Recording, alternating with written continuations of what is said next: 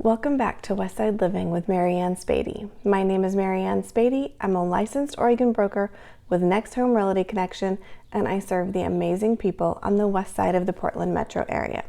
Today, we will be talking about how to buy a home while selling your current one. So I know that a lot of people are like me and my family. They bought a home that was perfect at the time. Then a few years down the road, they find that they've outgrown it and they start to think about moving. Unfortunately, even for me, like a lot of my clients, just the thought of buying and selling a home can cause a bit of a panic attack. And I'm a realtor. So, why does this process make people feel this way? Well, most first-time home sellers don't think about how tricky this process can be until they do it. Buying a home while you are still residing in your current home can create a long string of dominoes. Unfortunately, if one of those dominoes fails to tip over in the line, the whole thing falls apart.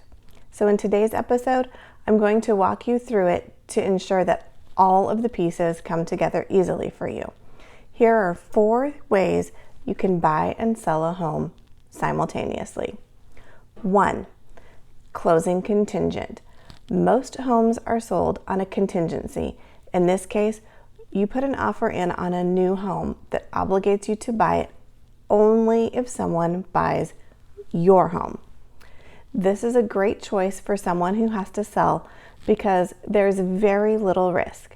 In essence, if your buyer falls through, then you can go back on the market so long as there is still time in the contingency period on your contract, or you can reserve the right to back out of your contract as well. The obvious drawback to selling a home contingent is that it transfers all of the risk to the home seller, and most home sellers don't want to assume that risk on behalf of their buyer. This is especially true if you are trying to sell your home in a highly competitive market. Think about it. If you had multiple offers on your home, 5 of them were contingent, but 1 was non-contingent, wouldn't that be more appealing to you? You see, most home sellers want a surefire deal, and contingency doesn't fit that bill in these types of markets. This is why some buyers will make every attempt to buy their new home without a contingency. The next 3 ways will give you some options to think about if you are looking to buy and sell at the same time. 2. Own both homes. This is a viable option if you can afford to carry 2 mortgages.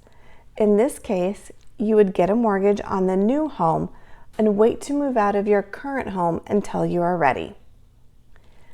This process is helpful when you are turning your old home into an investment property, and if you're planning to rent it out after you move into your new home. It is also helpful when your new home needs major renovations, but you don't want to move in until they are complete. The only drawback to this process is that you cannot apply the proceeds from the sale of the first home onto the second. This means that you would need to be approved for a second mortgage while still paying that first one. You will also need cash for the down payment and closing costs on the second home. 3. Rent a home. There are 2 ways to do this. 1. Rent a random home. 2. Rent back your current home if the buyers are willing. If you choose to rent a random home, this is pretty easy. You will simply sell your current home, then find a new home to rent until you find a new home to buy. But there are some definite drawbacks. It's tiresome to move multiple times in a year. There may be a heavy storage fees or pet boarding fees. If you house things temporarily, and you may be obligated to a long lease if you find your new home earlier than expected. The second option is when you rent your own home back. This is called rent back. In this case, you would stay in your current home after it sells by renting it back from the buyers. You would get all of the proceeds from the sale of your home, which gives you both the time and money to purchase your new home. Of course, the big drawback is that it transfers the risk to the buyer, and most buyers are hesitant to take the risk of renting their new home to you and prolonging their own move-in date. 4, close non-contingent. This is a riskier option, but it's still a viable one. In this case, you would buy the second home without being able to break the contract if your first home fails to sell. In this case, the home buyer assumes all of the risk. However, in a highly competitive market, it may be the only way to make your offer stand out. So, as you can see, buying a home while selling a home can be tricky. Sometimes there are transactions with 5 or more families, all buying and selling contingent, making for a long string of dominoes. Orchestrating something like that is an art form, and you need a good real estate agent who can guide you through the process. One of the ways that I help my clients through the process is to listen to what their end goal is and help them to talk through which option listed above will work best for them.